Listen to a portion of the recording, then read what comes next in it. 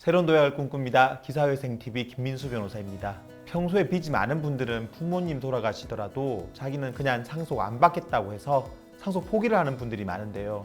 그런데 개인회생 파산을 알아보는 분들 중에 옛날에 했던 상속 포기가 혹시 문제가 되는 건 아닌지 걱정하는 분들이 계시지 않나요? 결론부터 말씀드릴게요. 상속 포기 했더라도 개인회생이나 개인 파산 모두 가능합니다. 심지어 개인회생 파산 신청을 진행 중에 상속 포기를 해도 상관이 없습니다. 그런데 여기서 정말 조심해야 될 게 있어요. 상속 포기는 개인회생이나 개인 파산에 아무런 문제가 없지만 상속 재산 협의 분할을 하면서 자신의 상속 지분을 포기하는 그런 경우에는 개인회생이나 파산에서 크게 문제가 됩니다. 상담을 해보면 자기는 상속 포기했다고 이야기를 하시는데 나중에 확인을 해보면 상속 포기가 아니라 상속 재산 협의 분할로 자기 지분을 포기한 경우가 정말 많아요. 이 두 가지가 결과는 비슷해 보여도 개인회생 파산에서는 전혀 다르게 지급되고 있어요. 자, 그렇다면 상속 포기랑 상속 재산 협의 분할 이 두 가지가 어떻게 다른지 말씀을 드리겠습니다.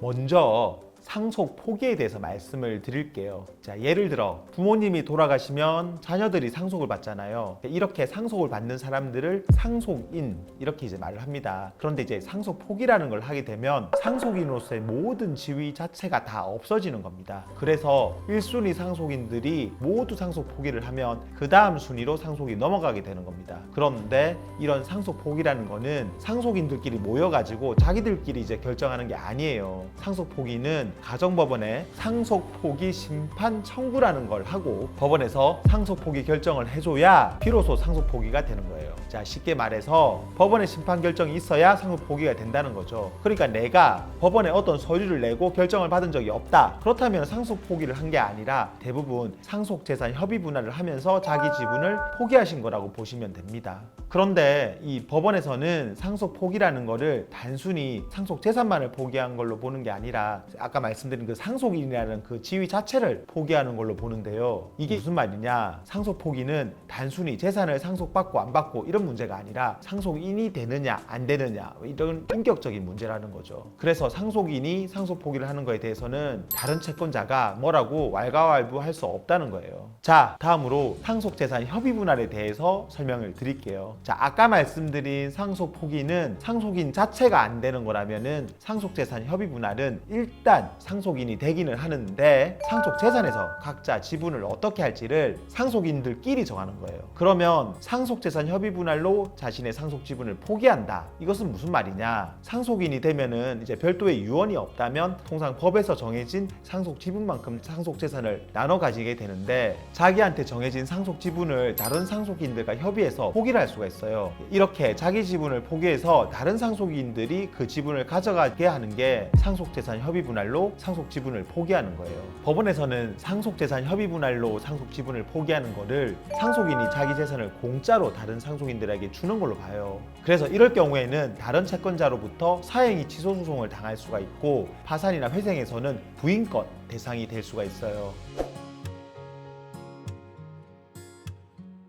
자, 쉽게 말씀을 드리면 상속재산 협의 분할로 상속 지분을 포기한 거를 다른 채권자나 법원이 알게 되면 이제 크게 문제가 된다는 거죠. 이제 더 나가서 개인 파산에서는 상속재산 협의 분할로 상속 지분을 포기하는 게 면책 불허가 사유에도 해당될 수가 있어서 잘못하면 면책 불허가까지 받을 수가 있습니다. 상속 포기나 상속 재산 협의 분할로 상속 지분을 포기하는 거나 둘 다 채무자가 상속 안 받겠다는 거는 똑같은데요. 이 두 가지 제도가 가진 취지나 다른 여러 가지 차이 때문에 개인회생이나 파산에서는 완전히 다르게 취급된다는 거죠. 그러니까 개인회생이나 파산을 고민하시는 분들 중에 부모님이 돌아가시거나 해서 상속을 받아야 되는 상황이 되었다면 고민할 것도 없이 당연히 상속 포기를 해야 되겠죠? 만약에 이런 차이를 잘 모르고 개인회생 파산 신청 전에 상속재산 협의 분할로 상속 지분 포기를 한 분이라면 회생 파산은 그럼 포기해야 되느냐? 여기에도 또 다른 방법이 있으니까 너무 좌절하지 않으셔도 됩니다. 개인회생의 경우에는 회생위원에게 자기가 그 지분을 포기한 사정을 잘 설명하고 그 지분만큼을 청산가치에 반영을 하면 매달 갚는 금액이 조금 올라갈 수는 있지만 그래도 개인회생 인가는 가능은 합니다. 그리고 개인 파산의 경우에는 자기 지분에 해당하는 금액만큼을 법원에 납부하고 재량 면책을 받아낼 수가 있어요.